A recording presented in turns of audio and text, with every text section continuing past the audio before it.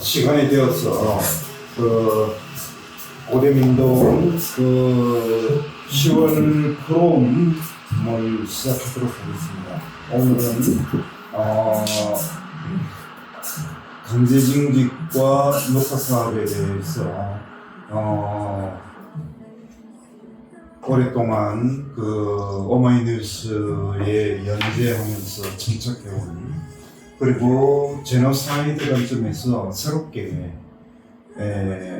강제징집과 녹화 사업을 새롭게 바라보는 그런 눈으로 최근에 파괴된 청춘이라는 책을 제출하고 그렇게 강제징집과 녹화 사업이라는 그런 극악한 국가폭력에 대해서 새롭게 해석하고 조명한 민병래 저자를 오늘 포럼을 진행하도록 하겠습니다. 민병래 작가에서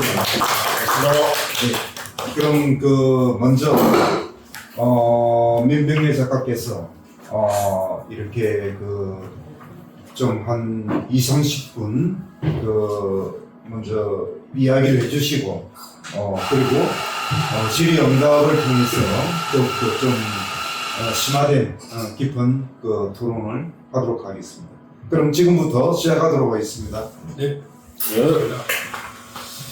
오늘 정말 이렇게 조촐한 자리에서 너무 편하게 마음. 네, 저도 좀 편한 마음으로 올 때는 또 긴장을 많이 하고 긴장 안 하셨네.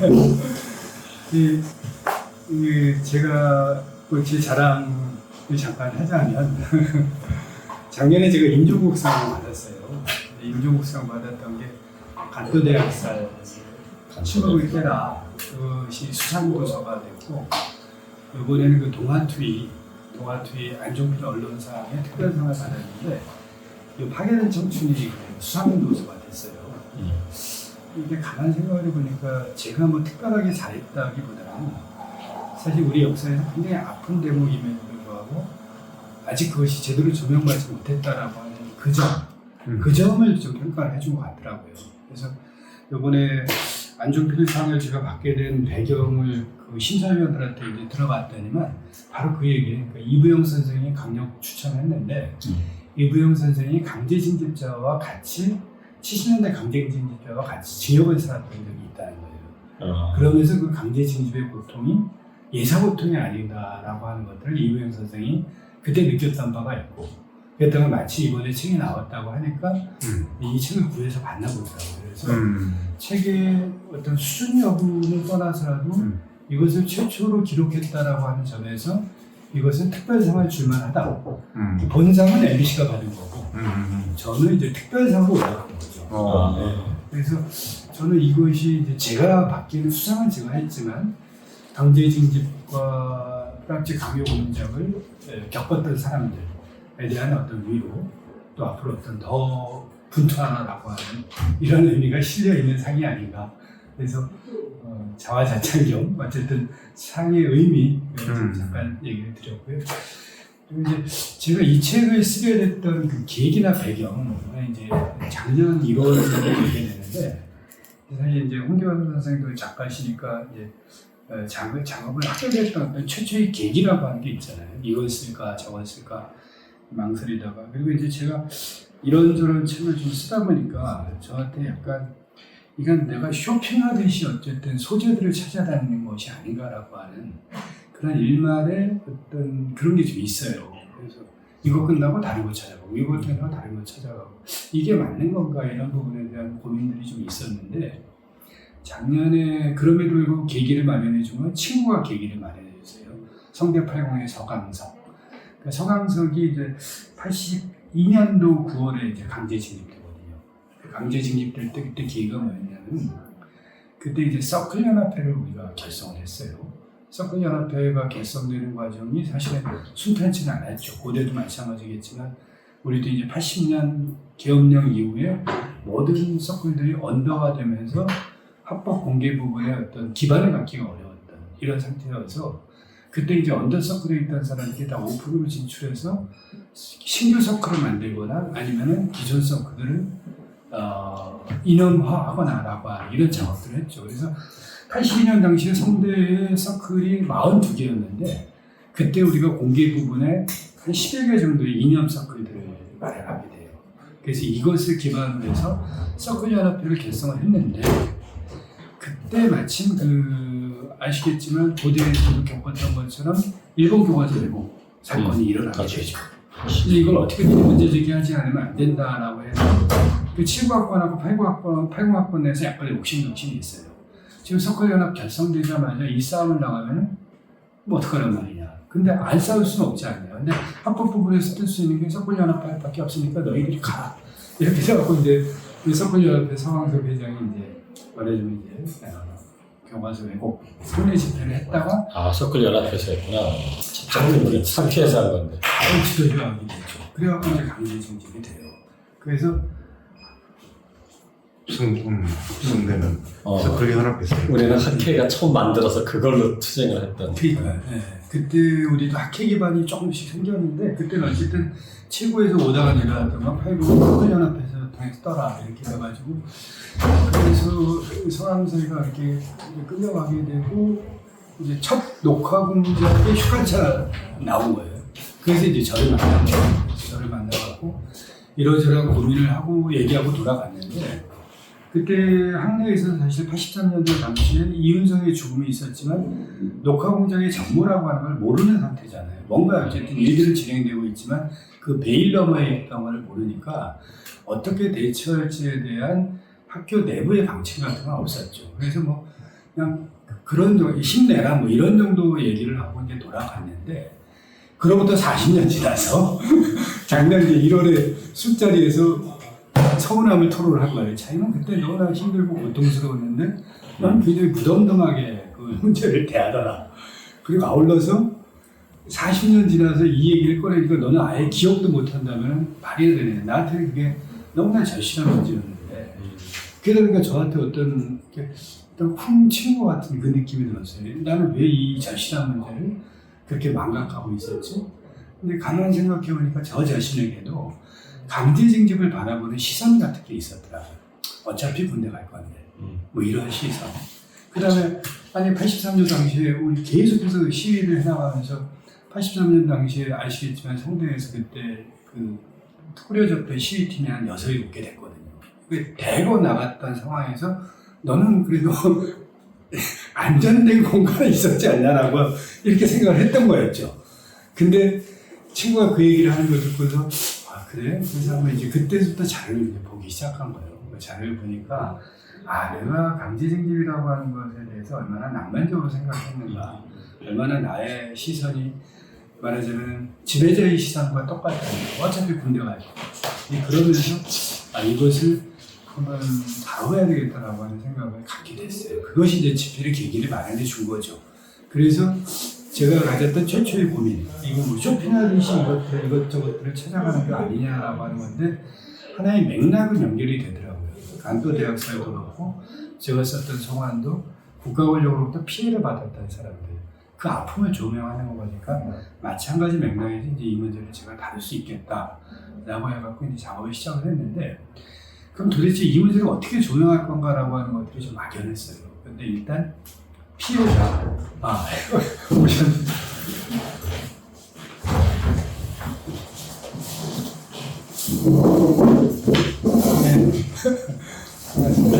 우리끼리 다. 네. 우리 다 아는 친구들끼리. 저수가 편하게. 그래서 이제 이걸 어떻게 쓸 건가라고 하는 부분에서 먼저부터 이제 피해자, 돌아가신 분들에 대한 이야기를 쓰자라고 시작을 하게 됐는데 그때 이제 처음에 그 물꼬를 놔줬던 건 김문수 씨가 물꼬를 놔줬어요. 김문수 씨가 김영건 어머님을 만날 수 있게 물꼬를 만나서 글을 쓰기 시작을 했는데 그래서 제가 그 강독지 차원에서 공인반 이렇게 돼 있는 부분이 일단 9분이잖아요. 의무사위원회는 20명이라고 얘기를 하는데 9명 얘기를 다 이제 써가자. 한 1년에 걸쳐 그래갖고 김영건서부터 쓰는데 사실 이것은 작가적 고민이면서 지필의 고민이기도 해요. 왜냐하면은 죽은 분들의 서사가 일관된 게 있어요. 뭐냐면은 딱 어느 날 강제징용이 됐다. 가서 보안사에서 고통을 받았다. 그리고 죽었다. 그리고 그 죽음들은 다 공권력에 의해서 비롯된 죽음이다라고 하는 이런 플롯을 가지잖아요. 근데 이것을 똑같은 플롯으로 가게 되면은 스테레오타입 같으니까 아무런 호소력도 없고 전달력도 없는 거죠. 그래서 이제 제가 이걸 고민하다가 그때 생각했던 게 각각의 시선을 좀 달리하는 방법을 택해보자. 그래서 하나는 유족의 시선을 택했던 거고, 또 이제 김도환 같은 경우에는 친구의 시선.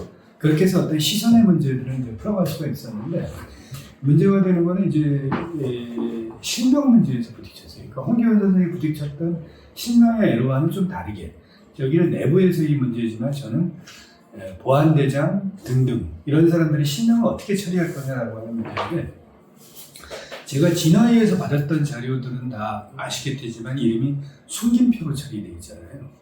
그래서 진화위 조사관할 때 왜 진실규명 결정서에서 본 이름을 까지 않냐라고 했더니 그것이 진화위 내부 방침이라는 거예요. 그 진화위 내부 방침이 거슬러 올라가니까 의문사위에서부터 연결이 되더라고요. 그 의문사위가 만들어질 때 그때 당시 우리의 모델이 정의 모델이라기보다는 이행기 정의 부분에서 정의 모델이 아니라 진실화해 모델.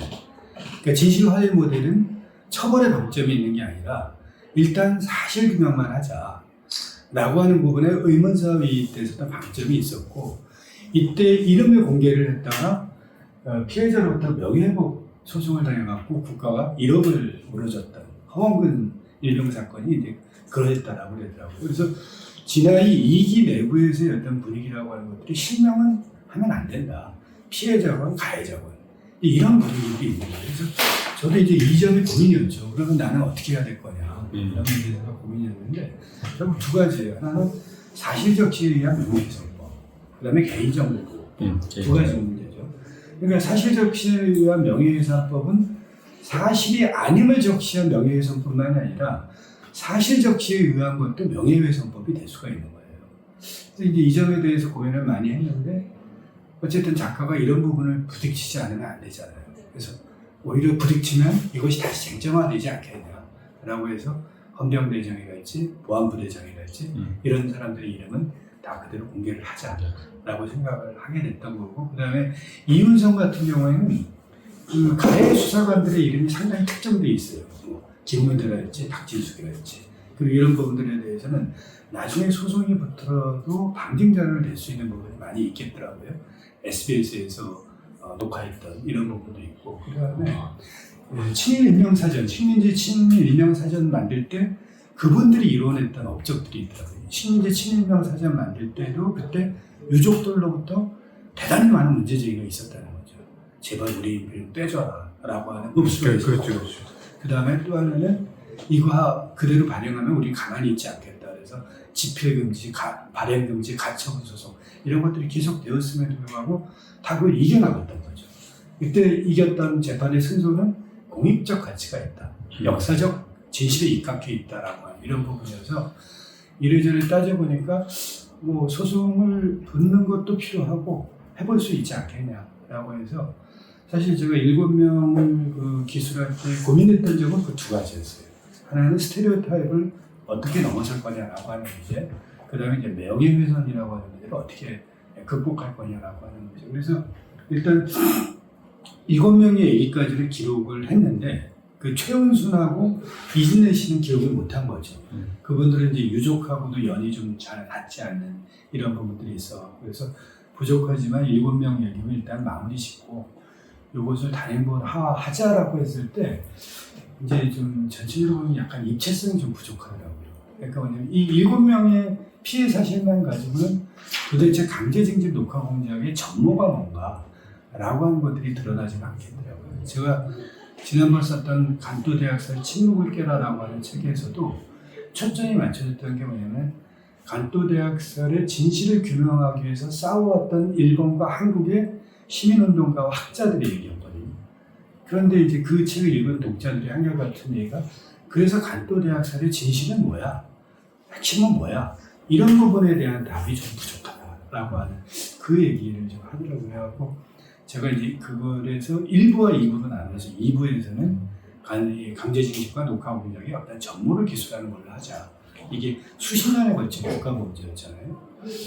근데 그래서 이제 지난해 1차에서 5차까지의 결정서 등 이 모든 것들을 이제 쭉 보면서 사실 어떤 전개 과정은 다 뭐 아시니까 그 부분은 제가 생각해야 될 것 같고 작가로서 고민했던 점을 말씀을 드리면은 지난해에서는 이것을 국가에 대한 총체적인 인권 유린이다라고 이제 성격 규정을 한 거잖아요. 그러니까 가장 중요한 게 성격 규정이잖아요. 근데 지난해 1기에서 5기까지 결정서를 보면 아시겠지만 일단 읽기가 굉장히 지루하잖아요. 읽을 마음이 없고. 그러니까 뭐냐면 진실이 행정문서 속의 어떤 가치는 이런 모습을 볼 수 있기 때문에 그래서 총체적인 인권 유린이라고 하는 규정도 문제고 그래서 그때부터 이제 저의 모든 고민은 뭐냐면 이 국가폭력을 어떤 언어로 규정할 거냐라고 하는 이 문제에 제 고민은 다 집중이 됐어요. 이제 일단 자 강제징집도 그렇고 상처교육도 그렇고 그 다음에 성감학원 형제복지원 지난해 그 결정서를 보게 되면 다 인권유린이라고 표현을 해요. 근데 성감학원이나 형제복지원은 어떤 그 반공 국가 권력과 민중과의 직접적인 대결선상에 있는 건 아니었잖아요. 약간 언저리에 있는 건데 이 강제징집은 국가 권력에 의한 직접 공격에서 비롯된 문제잖아요. 그것을 같은 선상에서 인권유린이라고 하는 건 얘기는 안 되겠다라고 해갖고 고민 끝에 이제 제가 떠올렸던 개념이 이제 제노사이드라는 개념을 떠올렸던 거예요. 이제 이게 논란이 많은 점인데 근데 이 개념을 제가 처음 접했던 것은 간도를 공부하면서 접했던 거죠. 왜냐하면 간도 같은 경우는 사실 그 누구도 이의를 제기할 수 없을 만큼 어떤 뚜렷한 성격이 있잖아요.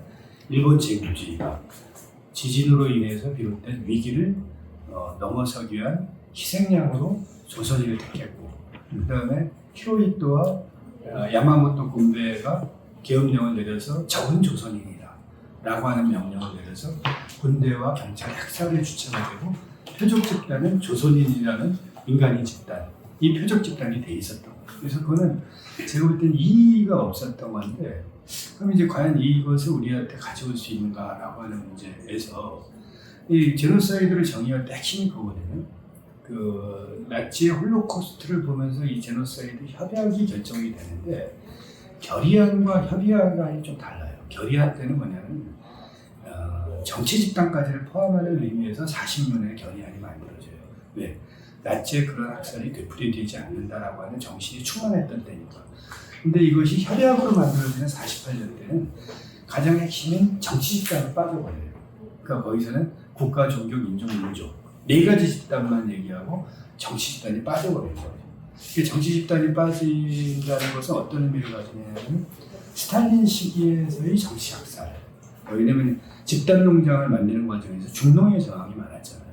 그러니까 그런 부분에서 어떤 정치 학살 같은 것들이 있었기 때문에 그래서 제노사이드 협약을 만들 때 어떤 집단 범주의 정치 집단이 들어가는 것을 가장 반대했던 게 소련이에요. 그 다음에 미국 같은 경우는 제노사이드 협약에 가입했지만 이것에 대해서 비준을 안 해. 30년간 비준을 안 했는데 비준 안 한 이유는 한 가지예요. 왜냐하면 과거에 자기네들이 인디언 학살을 했던 거 5천만 내지 1억 정도의 인디언 학살했던 것들이 드러나면 어떻게 될 것이냐라고 하는 이런 문제 때문에 비준을 안 해요. 영국도 비준 문제에 대해서 굉장히 근데 우리나라는 이게 51년도 2월에 비준을 했단 말이에요. 이렇게 이승만이 아무것도 모르고 이제 비준을 한 거죠. 사실 국제협약의 어떤 국내법적 구속 이런 문제에 대한 어떤 문제의식 없이 이렇게 했던 건데 그래서 이제 저가 제일 고민됐던 것은 제노사이드 협약 왜냐면 이것은 20년에 걸친 범죄다. 그렇잖아요. 박정희 시대 때부터. 그 다음에 모든 국가기구가 총동원된 범죄였죠.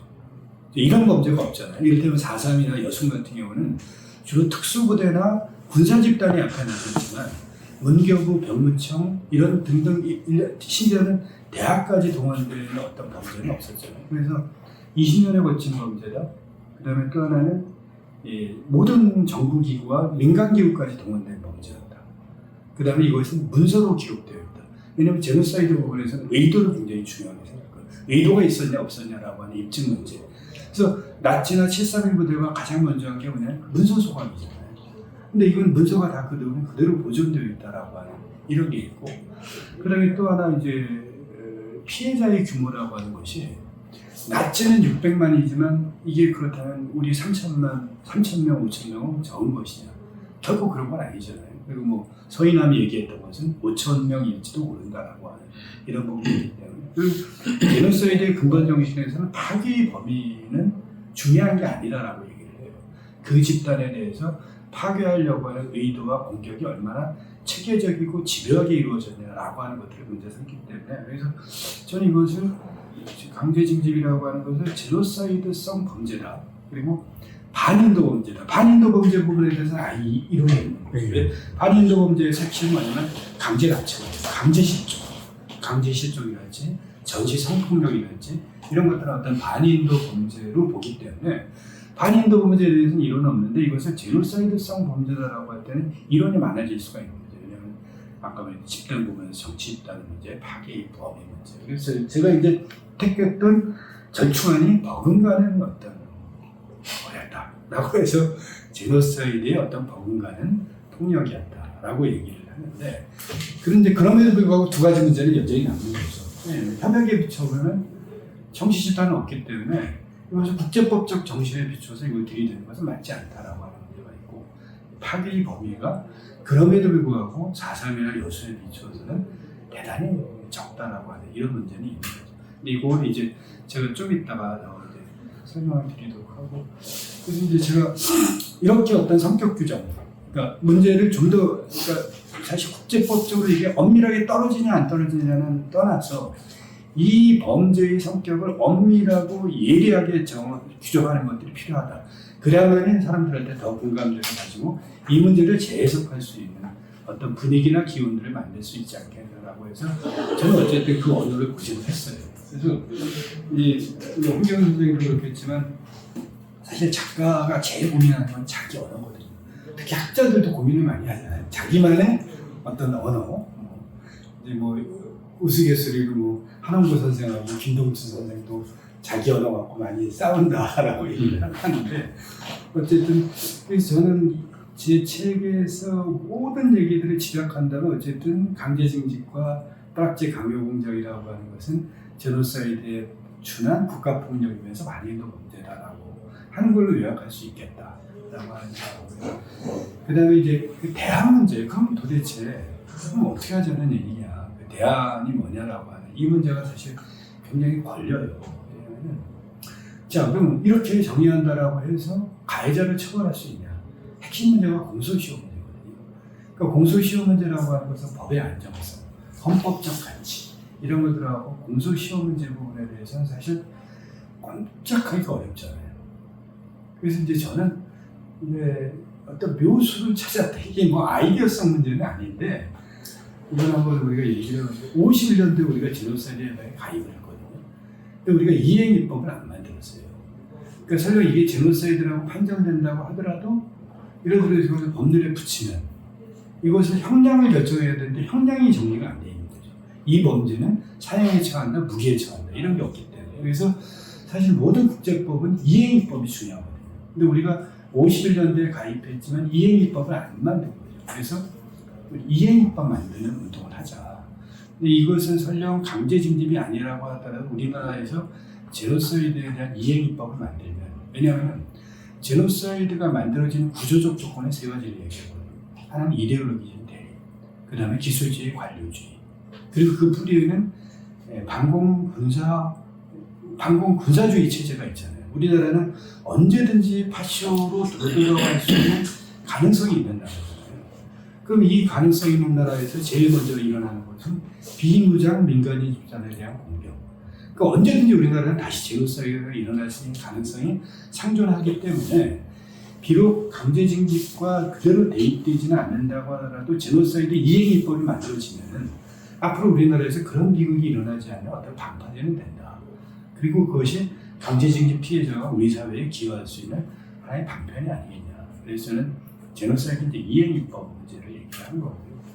그 다음에 이제 두 번째, 설령 이 형사법정에 세운다라는 건 신체형을 가하는 거잖아요. 그 다음에가 명예형하고 재산형이잖아요. 그다음에 이제 중요한 게 이제 명예훼손이라고 생각을 하는데 지금 이제 강호우 선생도 반헌법 행위자 열전 놓고서 이제 마지막까지 고심을 하는 것 같아요. 어떤 소송 문제랄지 이런 문제들. 그다음에 추려보니까 한 300명 정도 이렇게 얘기를 했다고 하는데 이게 제가 지금 좀 아쉬운 대목이에요. 아까 제가 간도 얘기를 잠깐만 더 해보면 간도 학살이 일본에서 기술이 조선인 순환에서 조선인 학살로 바뀌는 데서 결정적 기여를 했던 거거든요. 간도 학살이 일어났던 요코하마현, 가나가와현, 사이타마현 이런 현들에서의 시민단체들, 이 사람들의 향토사학자, 그 다음에 역사학자들, 이런 사람들이 뭐냐면 그 지역에서 일어난 학살의 실태들을 쭉 조사를 한 거예요. 그래서 예를 들면 자경단의 이런 것도 있어. 그래서 자경단이 내가 그날 조선인들을 몇 날 며칠 5명을 죽였다. 이런 얘기가 나오니까 빼박하는 얘기가 되는 거죠.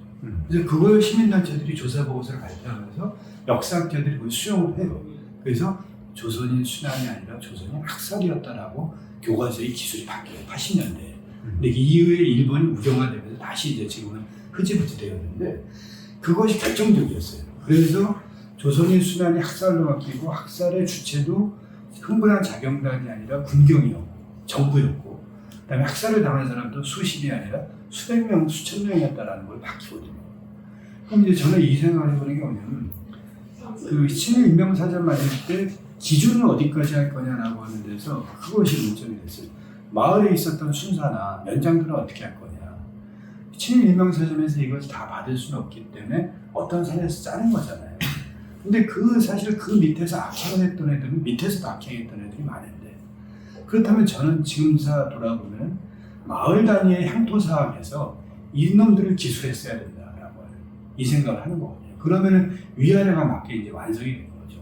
나라 차원에서의 친일 인명사전이 있고 지역과 마을 차원에서의 친일 반민족 행위자 사전 이런 것들이 입체적으로 완성이 되는 거니까 제가 이 얘기를 드린 건 뭐냐면 강제징집 프랑스 강요공작에서도 가해자 사전을 만들어야 된다라고 하는 생각을 갖고 있는 거예요. 그러니까 제가 책에도 썼지만 성균관대학교 총장으로 나중에 되는 심우정 같은 경우는 81학번 이용성을 불러다가 동대문 경찰에 떨고 주고 그리고 자기가 돌아간다는 거예요. 이 사람은 후학들한테 뭐 70년 때 막 74년 때 논문 헌정받고 이런 엄청난 잔치를 했거든요. 이 악행은 기록이 안 돼 있잖아요. 지금 이제. 그래서 저는 아까 진아이가 지금 못하고 있잖아요. 진아이는 어떤 과거사 기구에서 용기나 패기를 잃어버린 이런 상태이기 때문에 가해자 인명사전을 만들어야 되고 그 가해자 인명사전을 만드는 핵심 주체가 강독진이 돼야 된다. 강독진이 발표를 해야 되는 거죠. 그래서 특정할 수 없다라고 한다면 가해 선상에 누가 있었는지를 밝힐 수 있잖아요. 그렇지. 왜냐하면 녹화, 조난 자료 같은 것들이 있기 때문에. 그래서 저는 이것이 굉장히 중요하다고 생각이 돼요. 그리고 다른 지금 모든 국가폭력 피해자 단체의 활동력이랄지 능력에 하고 비교해보면 강독진을 따라올 데가 없어요. 사실 강독진은 다 예전에 보면 정예 멤버들이었잖아요. 그러니까 여기서 각 대학의 학생처장이 누구였고 장학각은 누구였고 그다음에 동대문 경찰서의 뭐 김호품, 성북경찰서의 누구 얘네들이 연행에 일조했다라고 하는 것들에 대한 진정한 백서를 만들어야 되는 거죠. 그래서 제가 볼 때는 이제 한번 얘기를 하겠지만 지금 구슬녹취록은 약간 자기만족적이 될 수 있다고 봐요. 지금 성공회대나 강북진에서 의뢰해서 하는 거는 진정한 부딪힘은 가해자 인명사전을 만들 때에 된 거다라고 하는 것이 이제 제가 대안으로 얘기를 하고자 하는 부분이고, 그리고 이제 마지막 부분은 이제 구상권 문제예요. 구상권 문제인데 이 구상권 문제가 가장 시기에는 이근환이 사실은 그 진도 뭡니까 그 김제 최호루 씨 가족이 그 강제 가짜로 간첩 만들고서 이근환이 강제 구상권 국가로부터 패소돼갖고 33억을 물어줘야 돼요. 근데 이근환이 재산 다 빼돌렸기 때문에 실효성 있는 판결은 아니지만 그럼에도 그 판결은 굉장히 의미가 있는 거죠.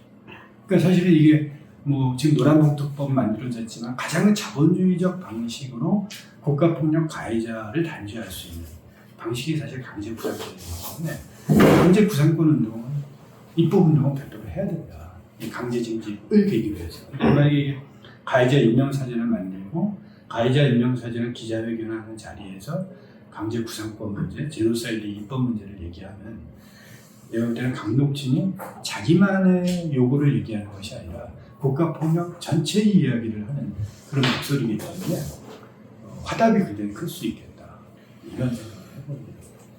어쨌든 뭐 여기까지 일단 제 얘기는 마치겠습니다.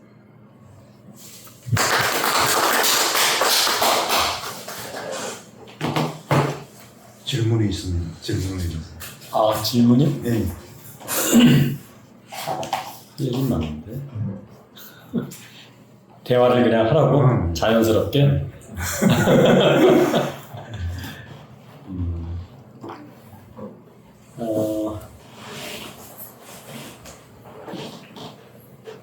뭐야? 책들 다 보셨습니까? 그 책 보면서 저는 첫 번째가 그렇죠. 뭐지? 합동추모제 엊그제 했잖아요. 아까도 얘기를 했지만 이 합동추모제 일에 대해서 이 책을 읽으면서도 명확하게 그 1984년 5월 4일 날 일단 고려대학교 앞에서 그때는 추모비도 없었고 시위를 해요. 그래서 약 1000명이 모여서 각 대학이 다 모여서 그때 의문사, 그러니까 정성이 사망 이후에 쭉 그러면서 6인 열사가 사망하는 것을 보고 그것에 따라 이제 그 투쟁을 처음에 이제 6인 한희철까지 6명이 사망한 것 보고 그 다음 해에 84년 5월 4일 날 전국 대학 합동 추모 집회를 하는 거거든요. 예. 그게 5월 4일이에요. 예.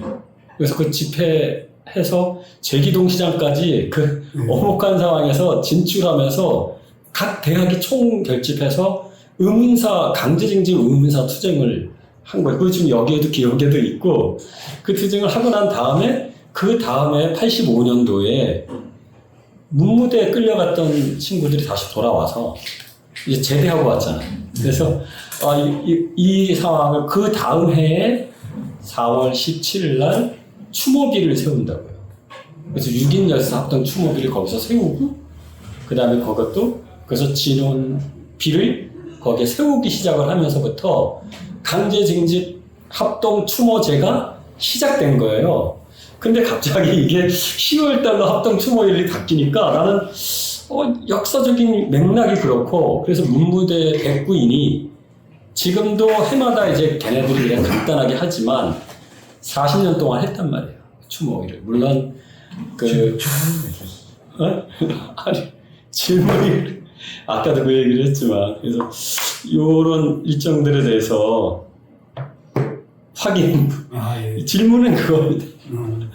굉장히 중요한 문제죠. 사실은 우리나라 그 경찰의 날이 제가 알고 있기로는 조병옥이 경무부장이 된 날로 경찰이 날이 된 걸로 알고 있거든요.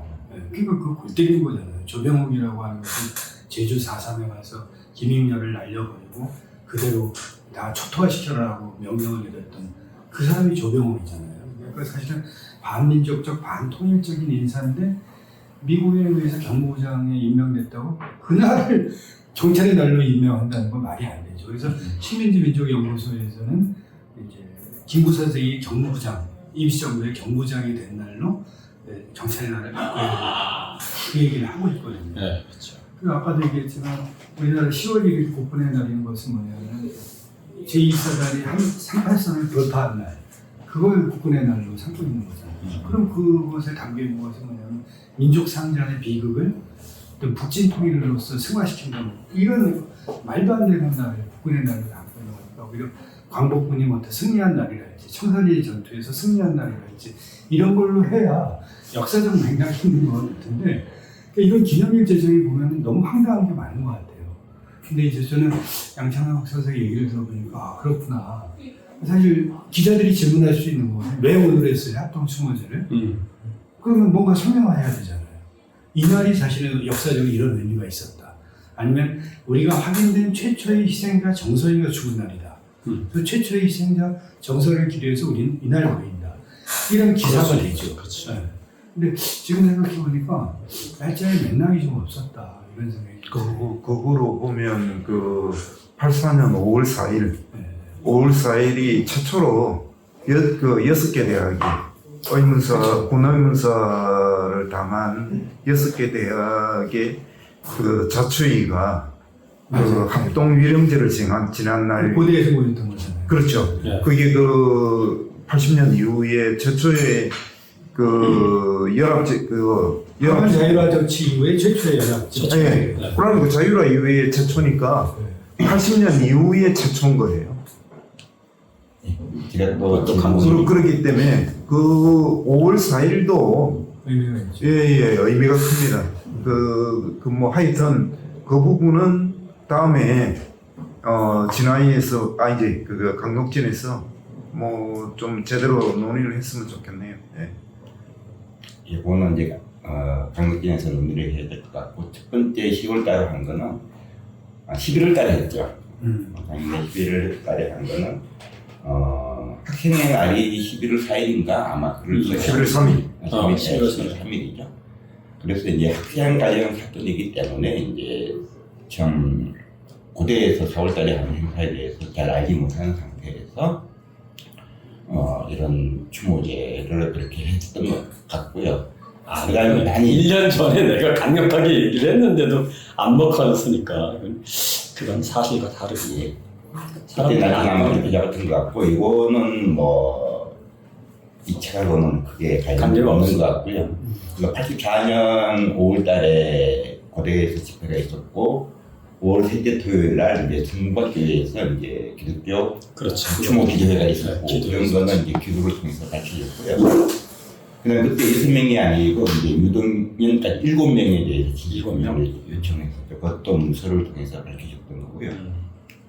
제가 이제 아까 말씀하신 데서 좀 궁금한 거는 제 자료에 비해서 이제 소각이라든가 그런 게 없다 그러는데, 제가 알기로는 1989년 윤석양 이병희 청명 공작에 대한 자료를 가지고 나와가지고 이게 언론화되면서 보안사는 진짜 컨테이너 몇 개의 컨테이너에 들어있던 불량을 수확을 합니다.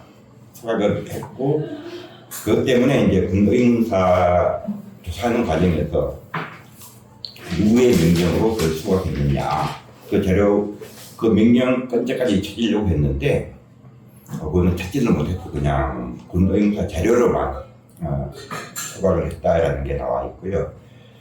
그 다음에 91년인가 최홍기 이병이 양심선언할 때, 최홍기 이병이 그때 보안사에서 자기가 알기로도 한 5,000명 정도의 피해자 자료를 자기가 봤다라는 그런 진술이 있었고요. 그 다음에 이제 또 저희가 주목하는 거는 그 뒤에 이제 기무사로 바뀌고 난 다음에 이 공작이 계속되지 않았느냐 그런데 거기 자료는 없었는데, 최근에 이제 보면 청미 공작, 구들하나 공작, 700 공작 그 문서가 현재 보안사에서 보관 중인 것을 이제 확인을 한 거죠. 그런 부분까지 밝혀낸다면은 강제 징집의 역사는 앞에 20년 정도라고 이야기하셨는데, 1964년 한일회담 반대 시위를 가지고 제가 처음 감식된 사람이 이제 경북대학교 이정남 씨, 이재호 씨, 그 다음에 이제 전남대까지 해서 한 실명 확인된 부분을 해도 벌써 3명, 4명 되거든요.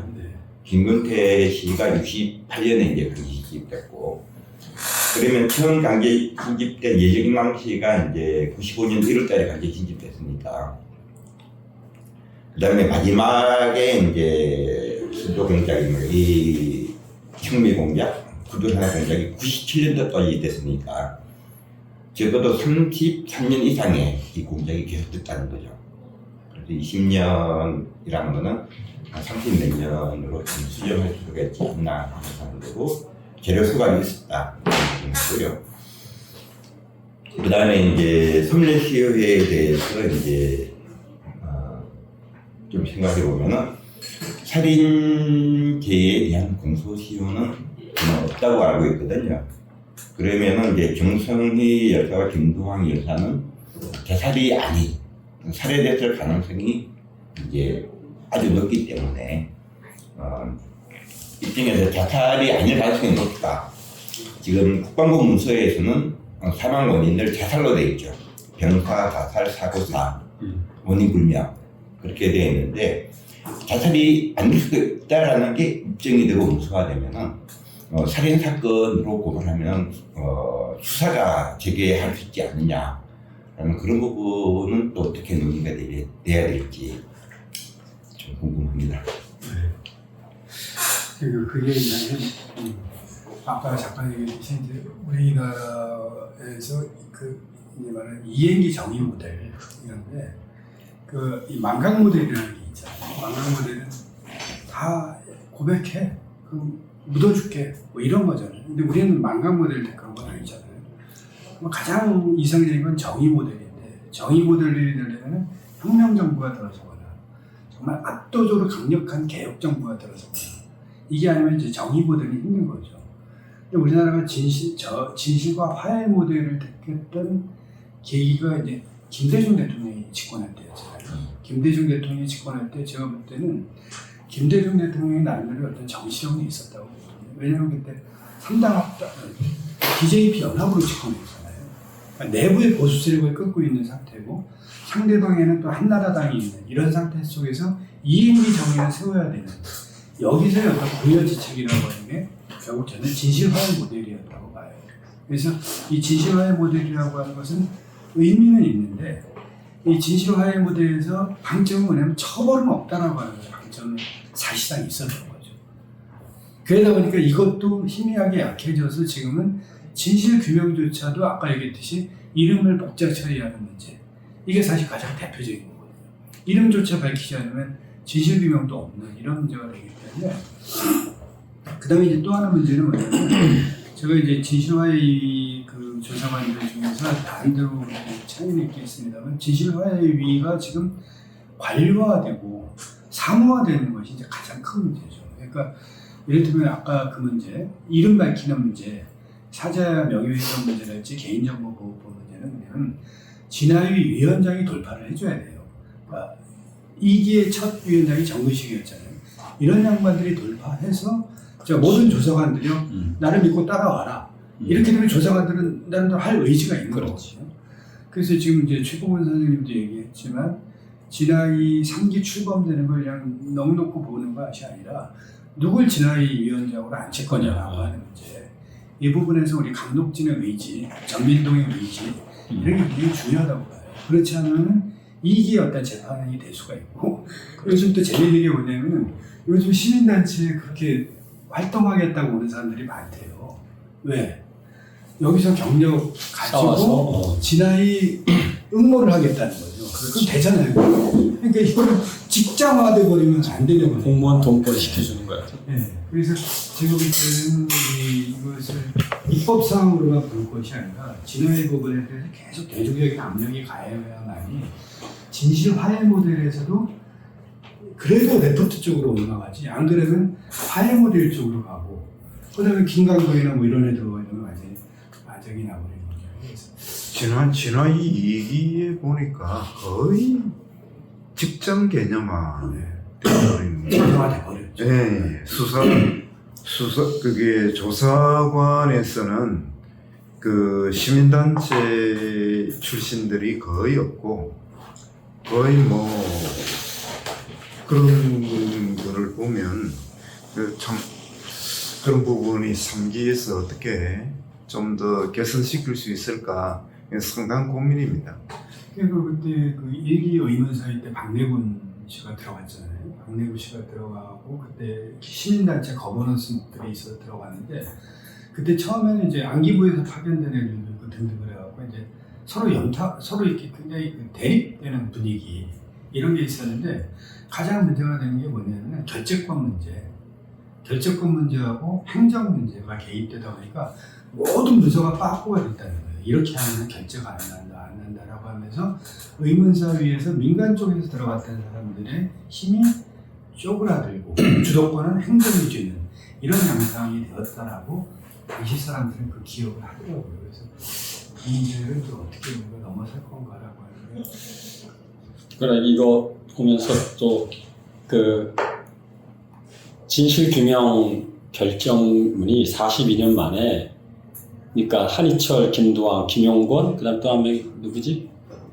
이렇게 4명이 사실은 처음 그러니까 그 이전에 민주화 운동으로 결정문을 받았지만 이 진실화해위원회에서 의문사 문제로 결정문은 처음 받은 거예요. 그래서 이게 저기 윤석열이 내란 때문에 사실 묻혀졌었는데 12월 3일 날 결정문이 굉장히 42년 만에 처음으로 진실규명 결정문을 받은 날인데 아무도 그날을 기억하지 못하고 지나가서 내가 한희철하고 김두한 처음에 그거 되면서 야 이거가 진짜 역사적인 날인데 그 투쟁의 결과에서 처음으로 의문사 문제가 풀어진 날이거든. 근데 아무도 기억 안 하고 이렇게 들어가면서 되게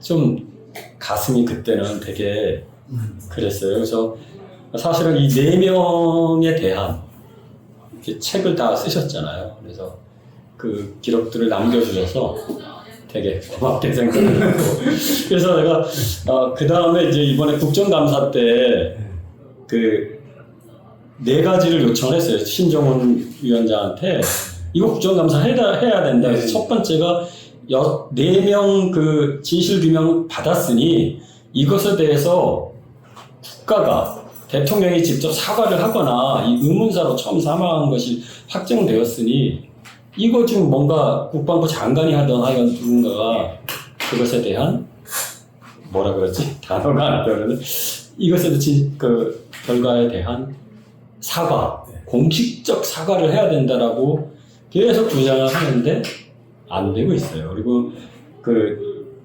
개인적으로는 저는 이제 아까 이윤성 얘기도 나와서 김두한도 마찬가지 아방과 타방이라고 하는 이 문건에 대해서 행안위가 자료 정보 공개 청구해가지고 자료를 해야 된다. 이게 그때 공작의 가장 정점에 있었던 거거든요. 아방 타방이라는 게 여기에 최동도 사실 제1교회 라인 있잖아요.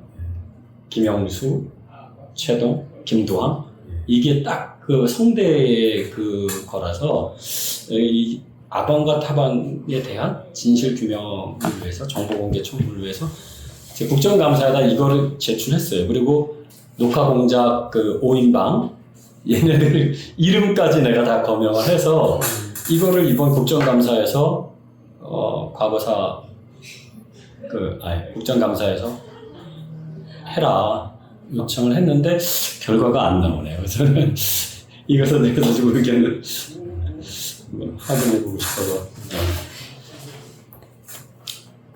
저기 지금 이제 양창욱 선생님이 그 녹화 공작이라고 하는 표현 쓰고 있고 나에서 이제 뿌락치 강요 공작이라고. 네, 뿌락치 강요 공작이 맞죠. 네, 그거는 이제 지난번에 우리도 지금 고대에도 강집 뿌락치 강요 공작 1호 이름이 우리 명칭은 우리 고대 같은 경우는 그 명칭을 쓰고 있어요. 공식적으로. 그래서 저는 강목진 저기 뭐 운영위원들 2분 계시지만 강목진 차원에서도 이제 이름이 바꿔야 돼요. 고착화된 건 있지만 이제 강제징집은 피해자의 관점에서 맞잖아요. 강제징집이라는 서술이. 근데 녹화 공작은 지배자의 용어를 그대로 가져오는 거니까 이게 약간의 형용 모순이다. 뿌락치 강요 공작이 돼야 되고 역사 투쟁이라고 하는 건 다 기억 투쟁이면서 정명 투쟁이잖아요. 그러니까 그때도 잠깐 얘기했지만 우리 역사에서 가장 뼈아픈 게 뭐냐면 찬탁이냐 반탁이냐라는 거예요. 이 논쟁이 사실은 분단이 심리적으로 고정화되는 어떤 계기가 됐다라고 생각이 되거든요. 핵심은 모스크바 3.3회의의 내용이 당시 분할 점령되어 있던 우리나라를 통일국가로 가는데 도움이 되느냐 안 되느냐라고 하는 게 핵심 문제였는데 그게 이상하게 찬탁 반탁이 되면서 의도를 갖춰서 말이죠. 반통이 세력에 의해서 그리고 한동안은 그 찬탁 반탁 투쟁이 됐다가 반탁과 모스크바 3.3회의 지지로 다시 프레임이 바뀌긴 했습니다만 그렇죠. 용어는 굉장히 중요한 정명 투쟁이라고 보거든요. 그래서 강동진에서도 한번 검토해 보시는 게 필요하지 않겠나. 제가 오늘 저기 그 고대 민동 포럼인데 제가 그냥 먼 길을 왔습니다. 일단은 이 책 만드신 우리 이윤희 작가님 너무 고맙고요. 그리고 또 하나는 이걸 계기로 해서 좀 모든 얘기들이 공론화의 장으로 좀 거론이 되었으면 좋겠다라는 취지에서 오늘은 이제 우리 고대 동지들의 얘기를 끝나고 나면은 뭐 들을 수 있는 기회가 있으면은 개인적으로라도 좀 하고 싶은 그런 개인적인 희망사항을 안고 왔는데요. 먼저 이제 책에 관해서 제가 읽으면서 혹시나 오타가 아닌지 네. 확인할 그 몇 개가 있으니까 예. 그건 오타 더 많아요. 확인 안 해도 그럼 제가 안 할게요. 그럼 그거 생략하고. 네, 생략하시고. 그거 생략하겠습니다. 생략하고, 그 다음에 이제 좋았던 점 하나가 아까 이제 조금 늦게 와서 앞부분 못 들었지만은 오자마자 이제 우리 작가분께서 얘기하신 게, 이제 시선의 문제, 이제 좀 너무 이제 스테레오타입으로 하면은 사람들, 독자들의 관심을 끌기에 좀 약간 이제 쉽지 않겠다 싶어서 여러 가지 다양한 시선을 주었다는 그 노고가 충분히 이제 공감이 되고요. 한편으로는 이제 왜 이게 일곱 개의 시선인데 저는 이제 그 생각이 났어요. 이 책 읽으면서 한강 작가의 소년이 온다가 에필로그까지 포함해서 7개의 챕터로 이루어졌단 말이죠. 근데 그것도 똑같은 방식으로 다양한 시선을 통해서 진행을 했기 때문에 저 역시 이제 다큐멘터리를 지금 준비하면서 7개의 돌림노래부터 지금 구성을 잡고 있어요. 그래서 이제 그 부분도 우리가 사전에 얘기도 없고 공감도 없었는데 교감도 없었는데 그것도 굉장히 좀 인상적이었다. 그거 하나고 또 하나는 이제 아까 우리 양창욱 동지께서 말씀하신 5월 달에 이제 합동 추모제가 시작됐는데 왜 이제 11월 달 그건 이제 우리 신의준 동지가 학생의 날이라고 했는데 저는 그 부분에 관해 가지고 몰랐어요. 그런데 올해 처음으로 의문사 특위 관련 일을 1인 시위부터 해서 며칠 동안을 같이 위원장과 그 다음에 김문수 동지와 같이 세 명이서 전국을 다 이제 돌아다니고 각 지역별로 있는 모든 동지들의 디테일한 얘기들을 아주 밤늦게까지 듣고 같이 얘기하면서 그 날짜에 관해서는 전혀 신경을 못 썼는데 오늘 우리 양 동지 얘기를 들어보니까 이것도 우리가 이제 어떤 각자의 입장들을 주장할 게 아니고 서로 공론화시켜서 뭔가 좀 할 필요는 있지 않겠느냐라는 강한 생각이 들었습니다. 네. 제가 우리 양동지 의견을 반영을 해서 저는 몰랐어요. 그래서 이제 김문수 동지하고 그다음에 이용석 위원장하고 이 부분에 관해서 좀 심도 있게 제가 또 한번 제안을 하도록 하겠습니다. 내년에는 꼭 그렇게 했으면 좋겠어. 아니 그러니까 꼭 날짜가 바뀐다는 것보다도 이제 같이 또 대화를 좀 더 하고 논의를 좀 공론화시켜서라도 그렇게 했으면 좋겠습니다. 여기 있네. 합동 추모제 당사자가.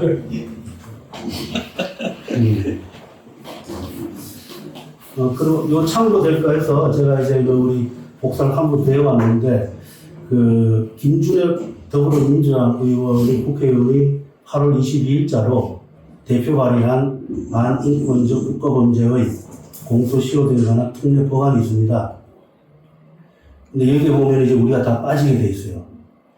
그러니까 이거 지금 우리가 제가 개인적으로 이제 좀 타겟을 잡고 싶은 가장 핵심적인 우리가 지금 민사 소송은 진행을 했지만은 형사 소송을 진행 못한 가장 결정적인 이유가 공소시효 문제인데 아까 우리 신은주 동지께서 사기죄에 관해서는 공소시효가 배제되기 때문에 가능하지 않겠느냐 하지만 그거하고 별도로 지금 반인권적 국가범죄 공소시효 등에 관한 특례법안이 8월 22일자로 그 대표 발의가 되어 있습니다. 10명 국회의원을 해가지고. 근데 지금 그 이상의 지적 사항은 확인이 안 되고 있고요.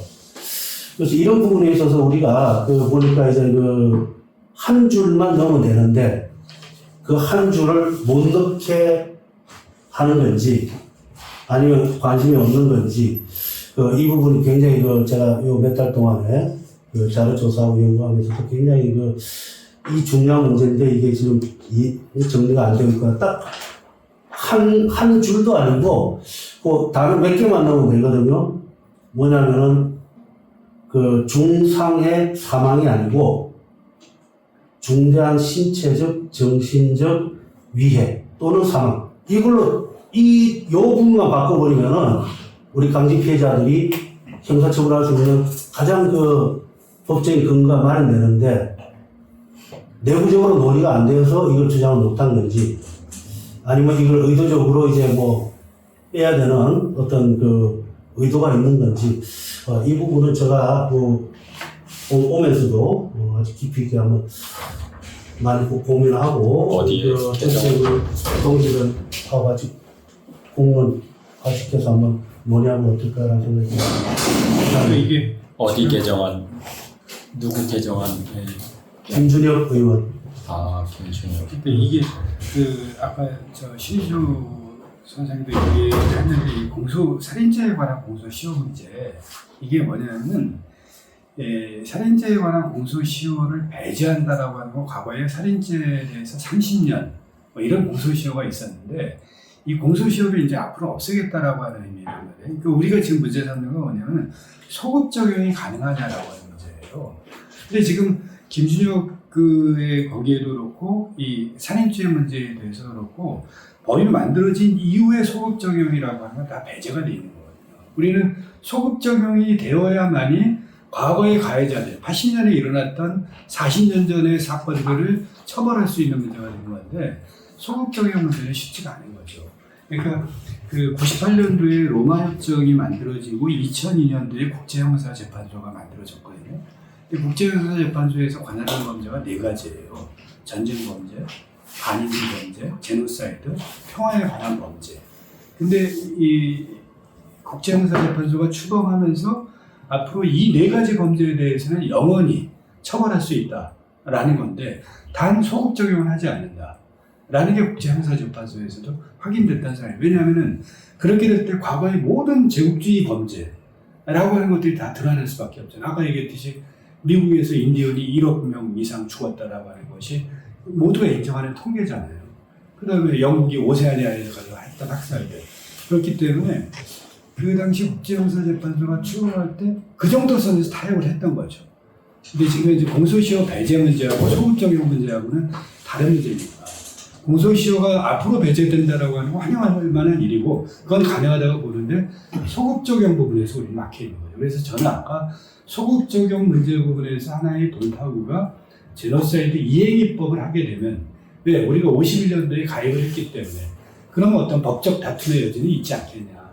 왜냐하면 51년 2월만 돼도 한국전쟁기에서 이루어졌던 민간인 학살이랄지 구역작살 문제도 법의 심판대에 올릴 수 있는 것 아니냐라고 하는 건데 그럼에도 불구하고 이행입법 할 때 소급 적용은 이행입법이 만들어진 제정된 시점부터 기산하지 그 이후로 거슬러 올라가지 못한다. 이것이에요. 그래서 이행입법 문제는 상상력을 가지고 얘기는 해볼 수 있으나 그래서 그거는 좀 구별이 돼요. 공소시효를 배제한다는 문제하고 소급 적용 문제하고는 다르다는 거죠. 근데 이제 두 분의 의견에 대해서 반대하는 의견은 아닌데요.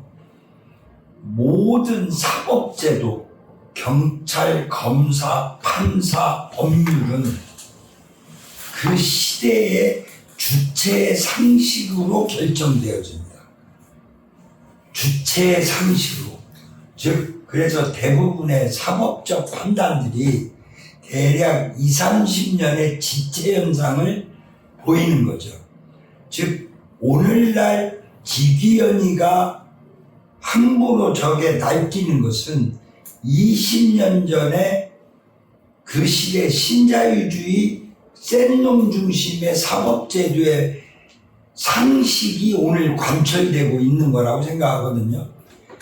드골 정부가 2,000명의 나치 부역자를 사형에 처했던 것은 드골 애국 정부가 민족 반역자들을 처단할 수 있는 사회적 주체 역량이 있었기 때문에 2,000명을 처단하고 10만 명의 재산을 몰수할 수 있었던 겁니다. 결국 오늘에 있어서의 사법적인 문제를 입법적으로 잘 해결하는 문제도 중요하지만 그것을 소급 입법을 하느냐 또는 공소시효를 연장하느냐의 법 제도적인 문제도 중요한 문제지만 또 한편으로는 기백명 이상으로 확인되어지는 강제징지 피해자들의 주체적 투쟁, 우리 고대에서는 우리 양창욱 선배님이나 여러 선배님들이 헌신적 투쟁을 통해서 여기까지 왔는데 그런 역량들이 김대중 정권 후반과 노무현 정권 전반부에 우리나라가 신자유주의로 운동권이 일색화됩니다. 그래서 운동권 내부가 각자 도생 출세주의, 행세주의로 운동권 전반이 물들게 되고 오늘은 그 파편들로 행세주의자들로 이 제야 사회운동 입법기관들의 386들이 점령을 해 있습니다. 결국은 그들이 즉 20년 전에 왜곡되고 신자유주의에 침륜된 자들이 오늘 이재명 정부의 주축 세력입니다. 그러니까 마땅히 아주 단순한 몇 개의 문구만 바꾸어도 이 강제징지 피해자들의 정의를 복구할 수 있는데도 불구하고 현재 이재명 정부의 주된 세력이 20년 전에 신자유주의에 완전히 굴복한 자들이 이재명 정부의 주축인 상황에서 그것을 극복할 수 있는 강지 피해자들의 주체적인 단결 그리고 미래 세대의 대안적 체계를 준비하기 위한 시민주체 또는 민중주체의 힘들을 모아내지 않는다면 이것은 이불 속 만세에 불과하다. 듣질 않아요. 신정훈이나 뭐 이런 친구가 과거에 자기를 지도했던 김두왕에 대한 추억으로 열심히 도와주려고 하죠. 그건 추억뿐이지 신정훈이 내년에 도지사가 되는 주체 역량에 기반한 신정훈의 지원이 아니에요. 자기 추억일 뿐이지. 그러니까. 결국은 신정훈이나 소수의 추억과 낭만에 기초한 386 놈들에게 의지하고 그들의 자선에 기대한다는 것은 하지 말자는 것과 동일할 수 있고 그런 부분에 대한 전면적인 우리 내부의 성찰과 대안 주체 조직을 만들기 위한 노력이 있어야 한다. 실제로 지금 말씀하셨지만 우리가 대학 시절에 보았던 야비, 그 다음에 아방타방, 전망, 인전, 그 다음에 소위 이제 강철서신 또는 그 반미 청년회의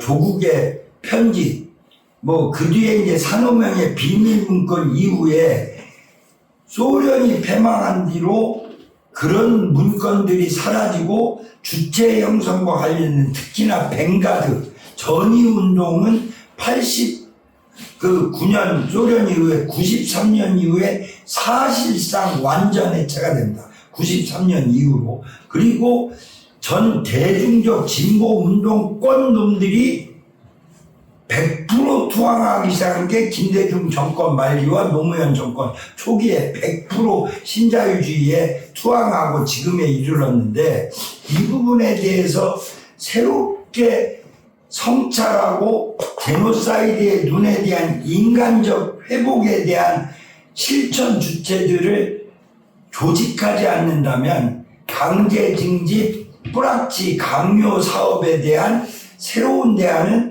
불가능하다. 제가 생각할 때 이 파괴된 청춘이란 책이 솔직한 얘기로 6개월 안에 1000권 이상 팔리면 제 손에 장을 지십시오. 운동권 놈들 절대 책 안 읽거든요. 지금 공부하는 새끼를 본 적이 없습니다.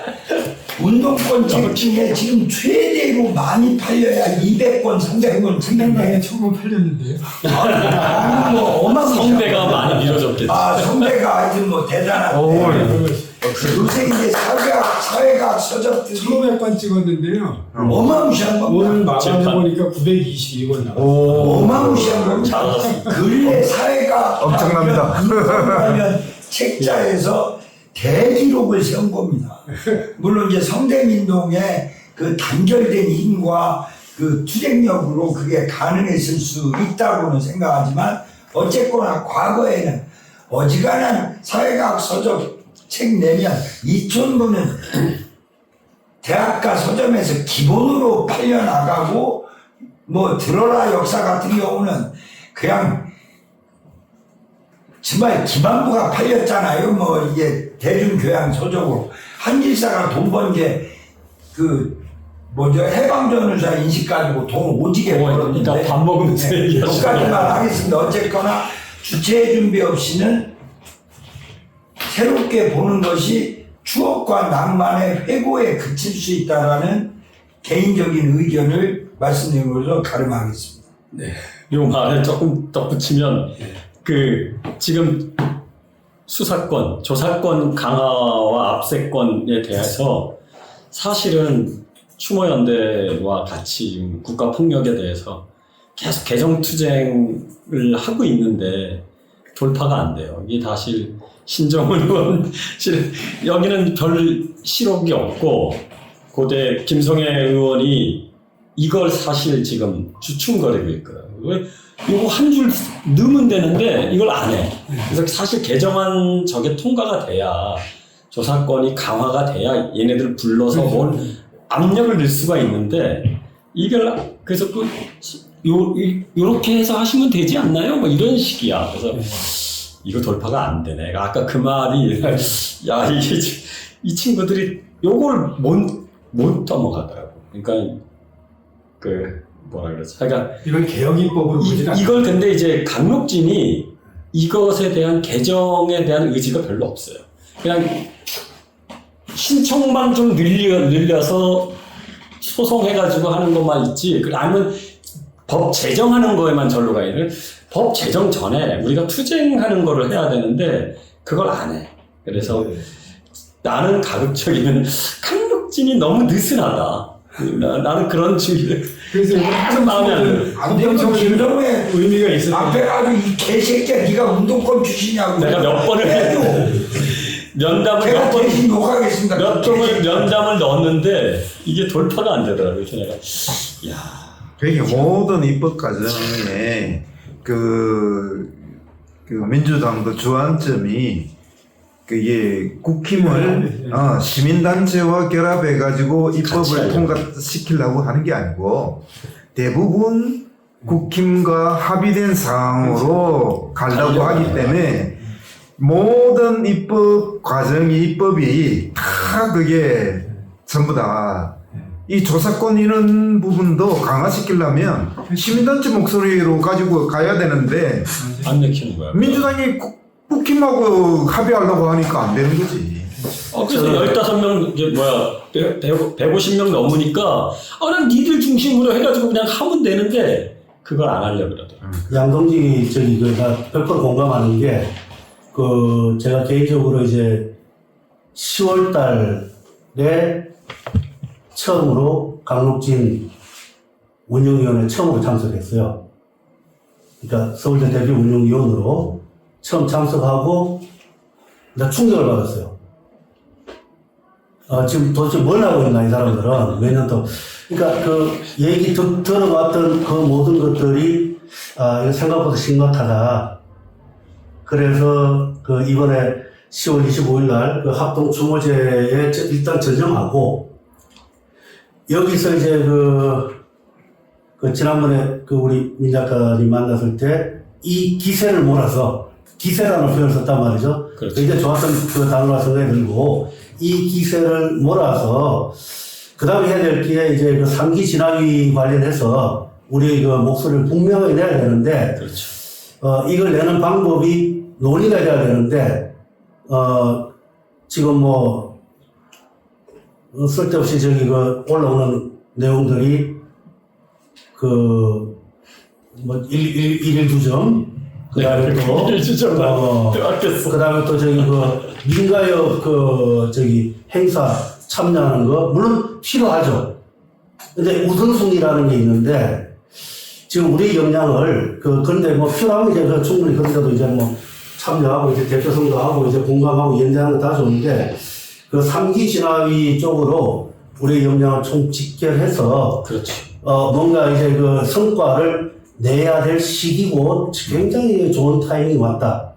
저는 이제 그 2019년 12월 달에 강록진 처음으로 창립총회를 가지고 바로 직후에 여의도의 정관집에 처음 가서 거기서 이제 그 시위를 벌인 이후에 바로 이제 2020년, 21년에 코로나 때문에 이제 그 못 모인다고 하는데 나는 이것도 하나의 핑계라고 생각이 들고 그 운동을 지속적으로 하지 않고 투쟁도 안 하고 그리고 준비된 역량들이 없기 때문에 그 김순호, 밀정기, 프락시가 이제 우리가 그 경찰국하고 신설하고 맞물리면서 얼마나 그 우리한테 호재가 주어졌는데 그 저런 찬스를 제대로 이제 그 진짜 역량을 모으고 한 단계 나아가는 방향으로 나아가지 못하고 하는 것들이 왜 그랬을까?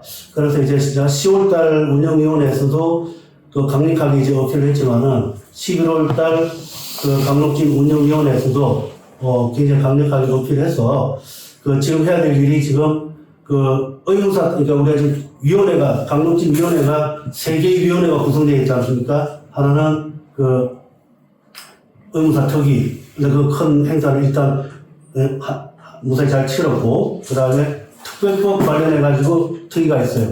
그리고 또 저기 기록화 특위가 있는데 이 나머지 2개 특위에 관해 가지고 제가 이제 그 제안을 할 겁니다. 1년 동안 뭐 했는지 정리해서 보고하라. 보고하지 않으면은 난 그냥 좌시하지 않겠다. 라는 식으로 이제 좀 강하게 몰아붙이고 밀어붙이고 싸울 예정이니까 우리 양동지 그 11월 달에 꼭 참석하시고 같이 싸웁시다. 네. 두 분이 그 술자리에서 의견 딱 저도 오시는 날 내가 빠져가지고 참여를 할 생각이고요. 어디에 요즘 뭐 인간의 싸움은 저는 싸움에 각대한 민동이 지금 천편일률적으로 삼가 조이민동으로 다 바뀌었어요. 삼가 조이민동 그건 맞아. 조이민동 주황양만 그것만 다 바뀌었는데 생각만 한 100건 뜨지. 죽겠어. 아무런 현실에 대한 고민과 없어. 과거 동지들에 대한 추대의 아픔 없고 다 멀찌감한 대학 나와서 전부 출세했다 이거예요. 고대쯤 나와서 성대쯤 나와서 이대쯤 나와서 이렇게 되면 다 지금 먹고 사는 중산층 이상으로 지난 30년을 띵까띵까 살아왔는데 과거에 지향했던 정의의 함성은 추억과 낭만이니까 그때 같이 했던 삼가 조이는 표해야 되겠고 아무것도 없어. 그 외에는 실제로 그리고 일상적인 활동은 등산회가 가장 중심이고 현실의 과거에 자기들이 꿈꿔왔던 고난받는 민중들에 대한 연대와 고민과 실천적인 동참은 전무하고 이번에 과거에 죽어간 동지들의 추억이 아직 사라지기 전에 강록진이 이 문제 제기를 강력하게 하고 조직의 주체 혁신의 시대로 다시 한번 돌아가야 되지 않겠는가. 저는 물심양면으로 거기에 동참하겠습니다. 이상입니다. 조직 능력이 없어.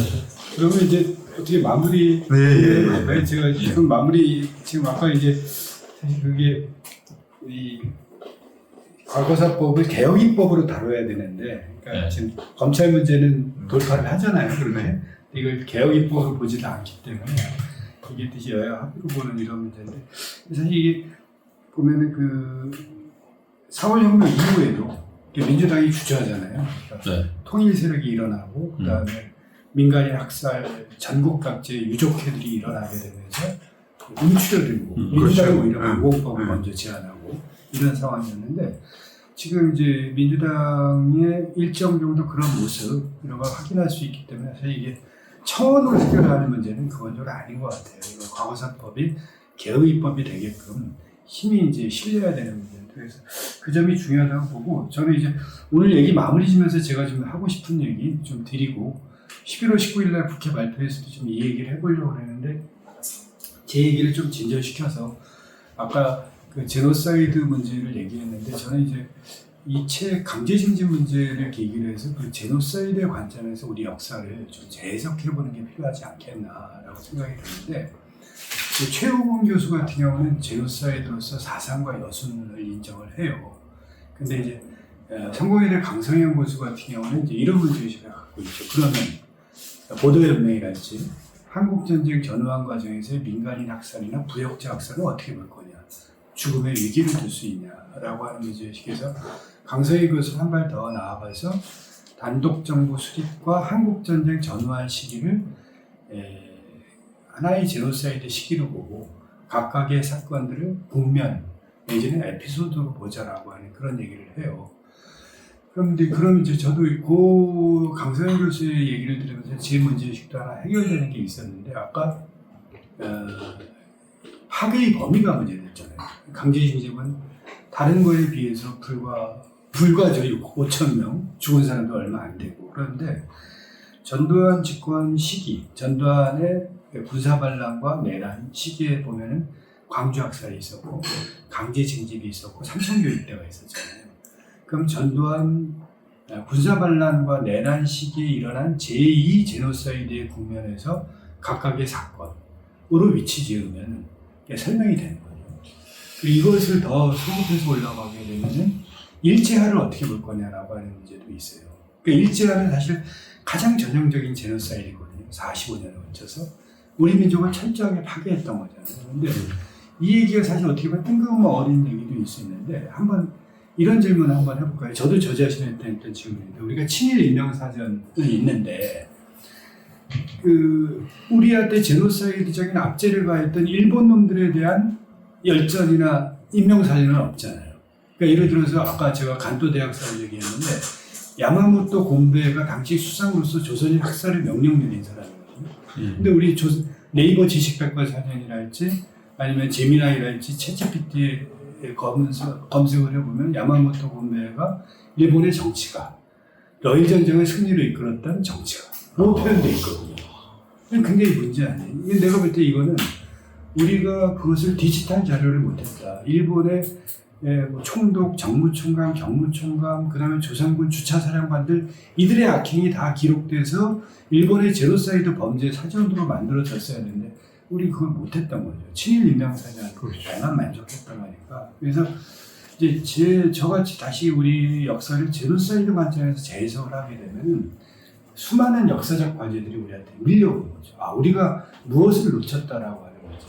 이런 것들을 다시 생각하게 되고. 그래서 저는 강제징집만으로 놓고 보지 말고 우리 역사가 보게 되면 유대인은 비할 바 없이 우리만큼 이 민족 내부에서 그 다음에 한반도 바깥에서 그러니까 고려인 대이주도 마찬가지죠. 그 다음에 일본에서도 우리는 이 바깥에서 많은 것들을 당했던 거죠. 그래서 이런 그 문제의식들을 좀 다시 한번 가다듬고 우리 역사적인 문제 제기를 좀 해보는 게 필요하지 않겠나. 그리고 파괴된 청춘이 그런 논의를 만드는데 좀 일조할 수 있지 않겠나 이런 생각이 들고 이쪽 아니고 지금 많은 큰 도움이 되는 것 같아요. 그래서 저는 우리 민병래 작가가 이 강제징집 가해자 사전을 만드는데 주도적으로 그렇게 앞장서 주시면 좋을 것 같아요. 제가 명단은 다 확보돼 있어요. 제가 한영현 열사 추모식에 가서도 한영현 열사를 했던 그게 창녕리 경찰서 그 두 형사가 군대에 간 한영현 열사 거기까지 쫓아가가지고 한영현 열사 교내에서 뿌려진 유인물 조사를 거기까지 가서 조사를 하잖아요. 성동경찰서. 그러니까 성동경. 그러니까 보안사가 달라붙어가지고 그 자료를 받아가지고 더 압박하면서 거기서 군형문서 당한 거잖아요. 그러니까 찾아갔던 그 두 형사놈은 한영현 열사를 이야기할 때 반드시 호명해가지고 계속 우리가 기억해야 되고 그걸 해야 된다라고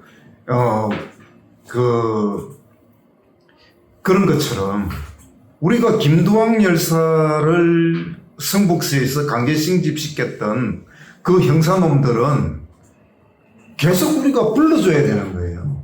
그렇죠. 조건이 그 새끼 잡아내야 아니 그 추모제 때 그렇게 했던 그 과기용 민원놈들 가해자 이름을 그 이제 가해자 이름 부르기 운동을 해야 되는 거야. 그렇죠.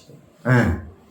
우리가 한 번도 그런 그 반민주 인사를 처벌할 기회를 다 놓쳐버려가지고 그들을 너무 역사적으로 우리가 풀어줘 버린 거예요. 저는 그 작가의 말을 들으면서 우리가 정말 그 점에 대해서 각성해야 되겠다. 그런 생각이 듭니다. 마지막으로 저 하나 좀 덧붙이고 싶은 게 아까 이제 그 전환기, 그러니까 민주주의 그 이행기라고 그러죠. 이행기 전환기에서의 그 침묵이라는 주제가 있잖아요. 왜 그러냐면은 아까 그 우리가 뭐 아주 엄청난 혁명 정부나 이게 이제 실질적으로 이제 그냥 뭐 현대 들어와서 불가능하기 때문에 모든 게 이제 그 통제가 되고 감시 통제가 되고 조직이 가능하기 때문에 그래서 아마 이제 그러니까 그래서 안 되는 가장 대표적인 예가 우리가 아까 이제 그 작가께서 얘기한 그 김대중 정부에서 그 의문사기나 이제 진화에 관련해 그 토대가 거기서 만들어진 걸로 파악을 하셨는데 그 모델이 어떻게 보면은 그 남아공의 그 넬슨 만델라 그 진실과 화해 쪽이란 말이에요. 그러니까 진실보다는 화해 쪽에 비중을 뒀기 때문에 근데 과연 우리가 그 당시에는 우리가 그 디테일하게 그 검토를 못했지만은 그 남아공의 현재를 한번 보자고요. 엉망진창입니다. 나라 자체가. 왜? 진실 규명이 안 되고 화해 쪽에 방점을 뒀기 때문에 그렇지. 언제든지 되살아난단 말이죠. 그게 결국 우리나라도 똑같이 지금 윤석열이 사실은 저기 그 2016년도 때 그 누굽니까 조현천이 그 새끼를 때려 잡아서야 됐는데 그렇죠. 그걸 이제 우리가 그대로 놔뒀단 말이죠. 그걸 이제 그 누가 그랬냐면은 그 민주당 애들이 뭐라고 그랬냐면은 그냥 예형 여서한 거라 그래서 그러니까 이런 식의 인식으로 이제 우리가 넘어가면 안 된다는 그죠? 예. 하여튼 그렇습니다. 예. 감사합니다. 그리고 어저께 실제로 남아공의 그 인정 청소가 정리가 안 됐기 때문에 그 오히려 남아공에서 문제가 생긴 것보다 이 저기 북구라파 쪽에서 이 그냥 그 이민에 대한 혐오 뭐 이런 것들이 막 등장하고 하여튼 예, 그래서 거기 다 연결이 되잖아요. 예. 예, 그러면 이것으로 오늘 우리 민백래 작가를 모신 고대민동 10월 포럼을 마치도록 하겠습니다. 그 마치기 전에 우리 찍고 있습니다. 고대 그 민동 포럼에서 너무 준비가 처절하게 좋죠. 해가지고 작가를 제대로 못 모셔가지고 죄송하다는 말을 전합니다. 네, 저는 어제도 왔었고 어제 날짜를 해마요 어제 왔다가 맹탕돼가지고 오늘 또 왔습니다. 그 선배님 뵈려고. 사진 죄송합니다만 전부 다 그 한번 같이 넣으셔가지고 일라가고 작가와 함께 사진 한 장 증거 사진을 찍도록 하겠습니다.